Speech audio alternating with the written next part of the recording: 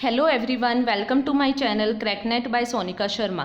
Last video में हमने international business environment से रिलेटेड कुछ क्वेश्चंस किए थे। इस वीडियो में भी हम उन्हीं को आगे कंटिन्यू करते हैं। So our first question is an MNC that maintain a balance between the home country and a host country oriented policy is ethnocentric firm, polycentric firm, geocentric firm और a none of the above. So question number basically there are three types of MNC. The first one is ethnocentric, second is polycentric and third is geocentric. Ethnocentric firms are those firms which focus on the home country policy. Home country वो country होती है जिसके अंदर उनकी parent company establish है और we can say that from where the FDI came, कि जहाँ से इन्वेस्टमेंट आ रही है वो कंट्री हमारी कौन सी हो जाएगी, होम कंट्री या फिर होम मार्केट। तो एथनोसेंट्रिक के अंदर क्या होता है, बेसिकली हमारी वो पॉलिसीज़ अडॉप्ट की जाती हैं जो कि होम कंट्री के अंदर हैं। Polycentric firm follows the policy of the host country means where FDI goes, और जहाँ पे हमने अपनी कंपनी को इस्टेब्लिश करा है, जहाँ पे MNC इस्टेब्लिश है, उस कंट्री की मार्केट की उनको अंडरस्टैंड करके उनकी पॉलिसीज़ को अडॉप्ट करना is known as polycentric. Geocentric firm is that firm that maintain a balance between a home country and a host country. So the answer will be answer number C.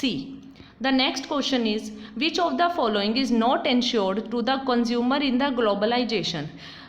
Globalization means integration of the economy with the various economies of the world. So globalization ensured a lower price to the customer. That means उनको better quality of product मिल रहा है at a lower price. Reason क्या है, competition increase हुआ है, और competition increase होने का major benefit किसको मिलता है, कस्टमर्स को। बेटर सिलेक्शन, ऑप्शंस उनके पास अवेलेबल है, चॉइसेस उनके पास अवेलेबल है, मल्टीपल प्रोडक्ट अवेलेबल हैं सिंगल टाइप के, तो वहाँ पे उनके पास चॉइसेस हैं। Clear origin of goods and services. Globalization की एक ये प्रॉब्लम है कि हमें क्लियर ऑरिजन नहीं पता लग पाता कि उस पर्टिकुलर प्रोडक्ट का ऑरिजिन कहाँ से हुआ है, मतलब कौन सी कंट्री ने एक्चुअली में उसको प्रोड्यूस करा है। एक रीज़न ये है कि इंटरमीडिएट गुड्स जो हैं उसके वो डिफरेंट कंट्रीज से आए हैं। दूसरा रीज़न ये है, क्या पता वो कंपनी किसी दूसरी कंट्री के अंदर किसी दूसरी कंट्री के अंदर है, बट उसकी मैन्युफैक्चरिंग यूनिट MNC कहीं और सेटअप है, या फिर FDI FPI के थ्रू उसके अंदर इन्वेस्टमेंट किसी और ने की हुई है। अभी आपने रिसेंटली देखा होगा PUBG के ऊपर इससे रिलेटेड इश्यू चल रहा है कंट्री के अंदर कि PUBG चाइनीज़ ऐप है या फिर नहीं है। इसी तरीके से बहुत सारी ऐसी ऐप है जहाँ पे चाइना का इन्वेस्टमेंट है, तो हम ना तो उनको प्योरली ये बोल सकते कि वो चाइनीज़ कंपनी है, बट उनका कुछ ना कुछ प्रॉफिट शेयरिंग चाइना के पास जरूर जा रहा है। लाइक पेटीएम में भी चाइना का शेयर है, सैमसंग में भी चाइना का शेयर है, तो यहाँ पे हमें clear origin of goods and services नहीं पता लग पाता। Improved services is also one of the benefit of the globalization. So the answer will be answer number C. The next is, in international trade, which of the following is a non-tariff trade barrier?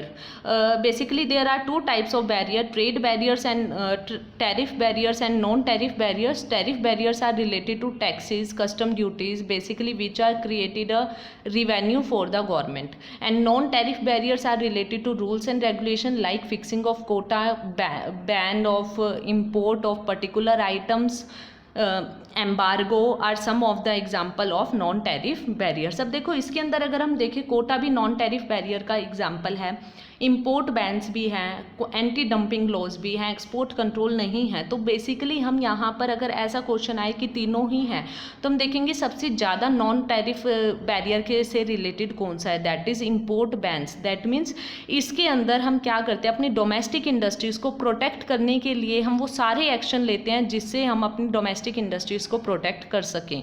And import ban is one of the major step taken by a government. So the answer will be answer number B. The next is, match the item of list 1 with the items of list 2. List 1 contain current account, capital account, unilateral payment and official statement account. All four are related to the balance of payment. List 2 contain official account, reserves from foreign country, reparation and visible export and import. तो सबसे पहले जिसको हम directly match कर सकते हैं, for example official statement account is related to official account that keep record of central bank reserve asset transaction like gold related transaction, foreign exchange related transactions. Current account means an account that record the transactions related to export and import of goods and services. And visible export and import is a part of current account. Visible means जिनको आप देख सकते हो, that means import and export of goods. Reserves from foreign countries are part of a capital account. And unilateral payment, unilateral जैसे नाम से clear है, uni means one, तो unilateral payment is a one sided payment, मतलब इसके return में हमें कुछ नहीं मिल रहा. फॉर एग्जांपल अगर हमने गुड्स एंड सर्विसेज का इंपोर्ट और एक्सपोर्ट किया है तो एक कंट्री को गुड्स मिल रहे हैं, उसके बदले में दूसरी कंट्री को क्या मिल रही है, पेमेंट मिल रही है. But unilateral payment is a one sided payment. मान लो आपने कोई गिफ्ट दिया, कोई फाइन दिया, कोई पेनल्टी पे करी है, और all are example of unilateral payment. And reparation is a penalty और a payment for doing something wrong. तो reparation is a part of a unilateral payment. So the answer will be answer number C. The next question is also related to match the column. List 1 contain Vishesh Krishi Upaj Yojana, EPCG. EPCG stands for Export Promotion Capital Goods.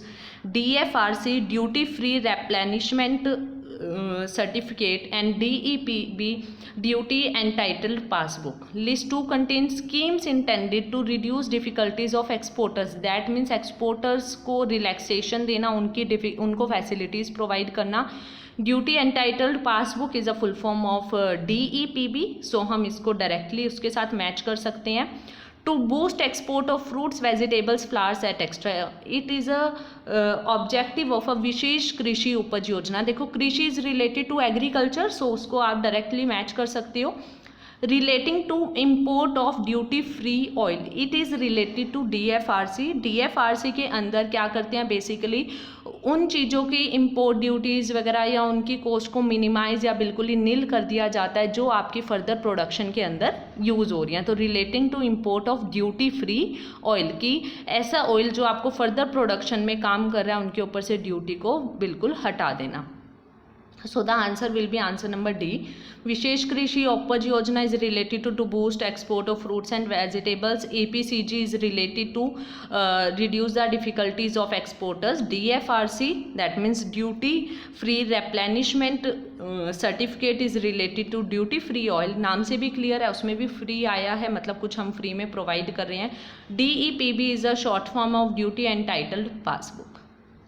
The next is, which of the following is not the agency of World Bank? Basically, or we can say that the World Bank group, there are 5 institutions that came in that category. The first one is IFC, International Finance Corporation, MIGA, Multilateral Investment Guarantee Agency, IBRD, International Bank for Reconstruction and Development, IDA, International Development Association, and ICSID, that is International Center for Settlement of Investment Dispute. So ADB, Asian Development Bank, is not one of the agency of a World Bank. The next question is related to the objective of WTO, to improve the quality of technology in the member country. It is not one of the objective of WTO. WTO stands for World Trade Organization, जिसका main focus था trade को promote करना. To improve the standard of living in the member countries, इसको भी आप छोड़ दो.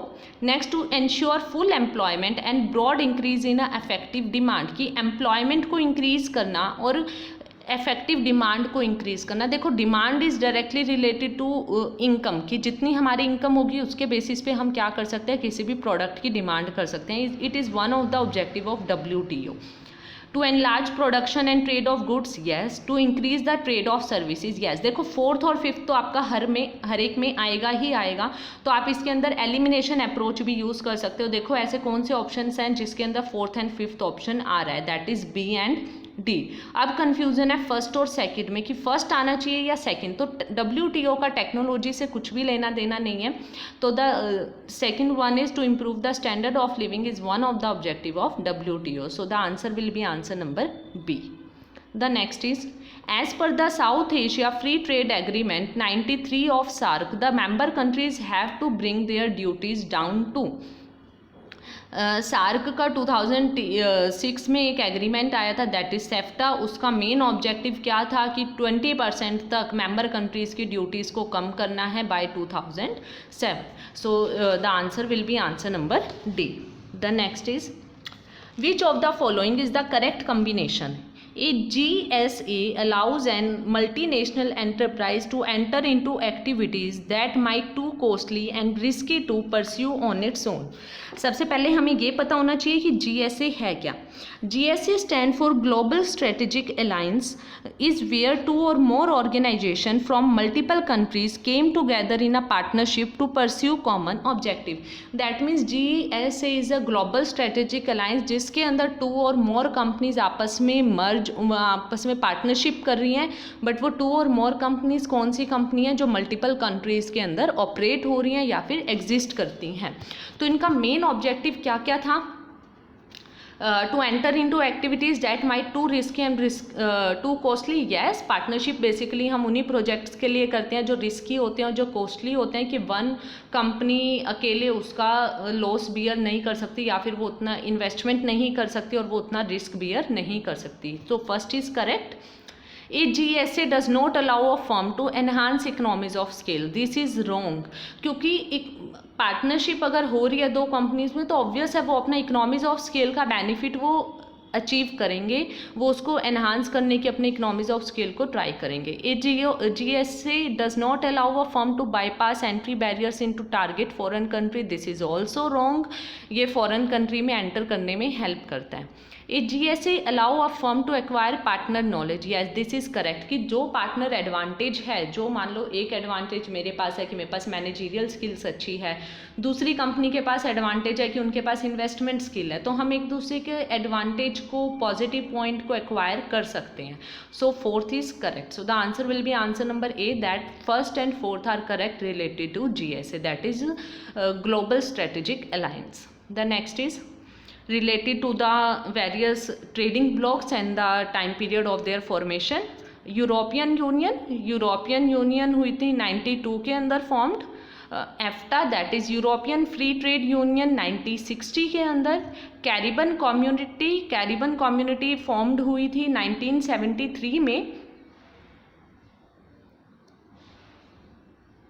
हाँ, 1973 में. And SAARC that is South Asian association for Regional Corporation, ये इस्टेब्लिश हुआ था 1985 में. So the answer will be answer number B.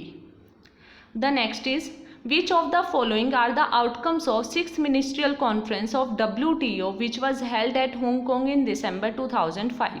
हमें बताना है जो WTO की 6th ministerial conference हुई थी 2005 के अंदर, उसके मेन आउटकम्स क्या थे. Resolve to complete the Doha work program fully. Yes, it is one of the outcome.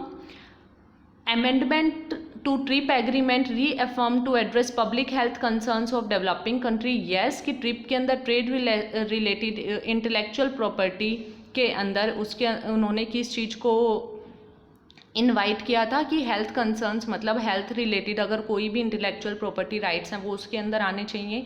To continue export subsidies in agriculture up to 2018, no.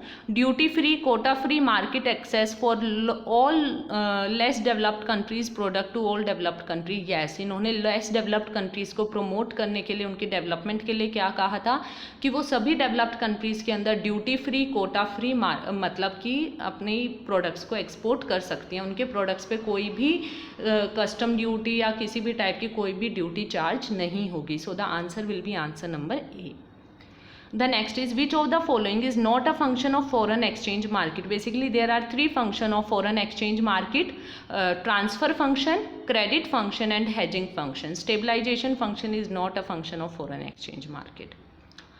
Statement number 1, FII do not invest in unlisted entities, they participate only through stock exchange.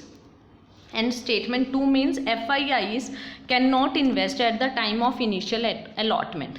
देखो, FIIs are foreign institution investors. So सबसे पहले हम second statement देखते हैं. Foreign institution investors को allowed है कि वो क्या कर सकते हैं, इनिशियल अलॉटमेंट कर सकते हैं. दैट मीन्स जो IPOs हैं, इनिशियल पब्लिक ऑफर के अंदर भी वो इन्वेस्ट कर सकते हैं. अब हम बात करते हैं कि क्या स्टेटमेंट नंबर 1 की that FII don't invest in unlisted entities, they participate only through a stock exchange. कि FII क्या अनलिस्टेड कंपनीज के अंदर रजिस्टर्ड नहीं कर सकती, मतलब ऐसी कंपनी जो स्टॉक एक्सचेंज में लिस्टेड नहीं है, क्या वो उनके अंदर इन्वेस्टमेंट नहीं कर सकती? तो 2014 से पहले FIIs जितनी भी थी वो उसके अंदर publish listed unlisted stock exchange, unlisted securities के अंदर पार्टिसिपेट कर सकती थी. बट आफ्टर जून 2014 FIIs को FPIs के अंदर कन्वर्ट कर दिया गया था. मतलब जितनी भी फॉरेन इन्वेस्टमेंट इंस्टीट्यूशंस हैं उन सबको as a FPI foreign portfolio investment वाले रूल्स एंड रेगुलेशन ही उनके ऊपर अप्लाई हुए थे. तो उस 2014 के बाद से FPI के ही सारे रूल्स एंड रेगुलेशन क्या हुए हैं, FIIs पे अप्लाई हुए हैं. तो after 2014 they can only invest in listed entities. But ये FII के थ्रू दोनों ही स्टेटमेंट क्या है, इनकरेक्ट हैं, क्योंकि अंडर FII वो अनलिस्टेड एंटिटीज़ के अंदर भी इन्वेस्टमेंट कर सकती हैं और वो IPO भी कर सकती हैं. बट अगर हम बात करें FPOs की, अगर FPI यहाँ पर लिखा होता तो स्टेटमेंट 1 जो थी वो करेक्ट होती और स्टेटमेंट 2 क्या है, वो इनकरेक्ट होती. तो यहाँ पे कन्फ्यूज़न यही रहती है. बट FII के अकॉर्डिंग क्या है, दोनों ही स्टेटमेंट क्या है, इनकरेक्ट हैं. बट अगर यहाँ पर लिखा होता है FPI तो statement 1 is correct but statement 2 is incorrect. So the answer will be answer number D. Next is ADR and GDR are an excellent means of investment to invest in India for. ADR stand for American Depository Receipts and GDR stand for Global Depository Receipts. And इसके through NRIs और foreign nationals दोनों ही India के अंदर invest कर सकते हैं. सो the answer will be answer number C. The next question is, in respect of international business, a project is called a turnkey project because a turnkey project is a contract under which a firm agrees to fully design, construct and equip the manufacturing goods and service facility and turn the project over to the purchaser when it is ready for operation. It means क्या है कि ट्रंकी project के अंदर एक company क्या कर रही है, एक प्रोजेक्ट को पूरा प्रिपेयर कर रही है, कंस्ट्रक्ट कर रही है, मैन्युफैक्चरिंग कर रही है, सब कुछ कर रही है, इक्विप्ड कर रही है, फुली डिज़ाइन कर रही है और उसके बाद वो क्या करती है, उस प्रोजेक्ट को किसी दूसरी कंपनी को हैंड ओवर कर देती है. तो the statement number B, that is the licensor start the operations and hand over the key of the operating plant through the लाइसेंसी. दैट मीन्स जो पर्सन है, लाइसेंसर है, उसने क्या करा, पूरे को ऑपरेट करना स्टार्ट किया. मतलब ऑपरेशन जब स्टार्ट हो गए तो उसने लाइसेंसी को उसके बाद उसकी क्या दे दी, की दे दी कि अब वो उसको ऑपरेट करेगा. तो is a part of a turnkey project. So the B will be the correct answer. The next is related to various international institutions. List 1 contain Bretton Woods Conference, soft loan window, C is Geneva and the 4th is loan to private sector. हमें बताना है किससे related है.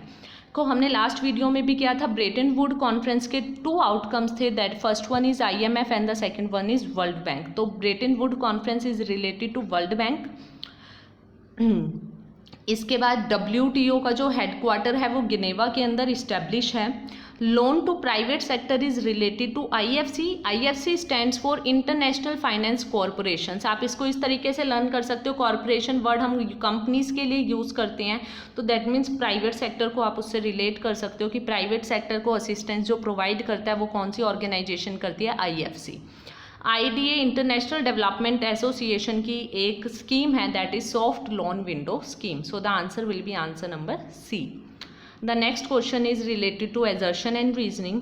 The member nations consistently finding a balance of payment crisis may approach the World Bank seeking financial accommodation to mitigate the crisis. सबसे पहले किसी भी member nation को अगर बैलेंस ऑफ पेमेंट क्राइसिस है तो वो IMF से असिस्टेंस डिमांड करता है, ना कि मतलब वो IMF से फाइनेंशियल असिस्टेंस लेता है, ना कि वर्ल्ड बैंक से. So the assertion is wrong.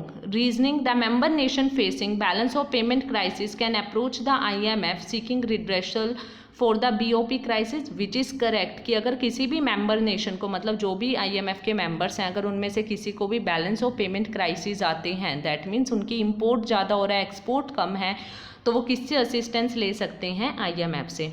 So the R is correct but A is wrong. So the answer will be answer number C. The next is, in computation of balance of payment, the overall balance of payment, क्या formula होगा? Balance of current account plus में balance of capital account plus में statistical discrepancies, मतलब कि कोई भी अगर differences हैं उनको भी हम ऐड करेंगे, कैपिटल अकाउंट का टोटल और करंट अकाउंट का टोटल. देखो बी ऑप्शन में क्या दिया हुआ है? Export of goods and invisible, मतलब गुड्स एंड सर्विसेज माइनस में इंपोर्ट ऑफ गुड्स. देखो या तो इंपोर्ट ऑफ सर्विसेज भी होता, अगर यहाँ पे होता export of goods and services minus में import of goods and services, तो वो हमारा हो जाता balance of current account. Flow, foreign exchange inflow and foreign exchange outflow, ये होता हमारा balance of capital account. And export of goods and invisible plus में import of goods and invisible, तो इससे तो कुछ भी आउटकम नहीं आता. So the answer will be answer number A. The next is the instrument chosen for enhancement of international liquidity. International liquidity is one of the objective of IMF. उन्होंने उसको remove करने के, मतलब प्रमोट करने के लिए, इंक्रीज करने के लिए क्या किया था? स्पेशल ड्राइंग राइट स्टार्ट की थी. So the answer will be answer number B. The last question of this video is related to trading blocks की आइडेंटिफाई करना है इनमें से कौन कौन से ट्रेडिंग ब्लॉक्स हैं.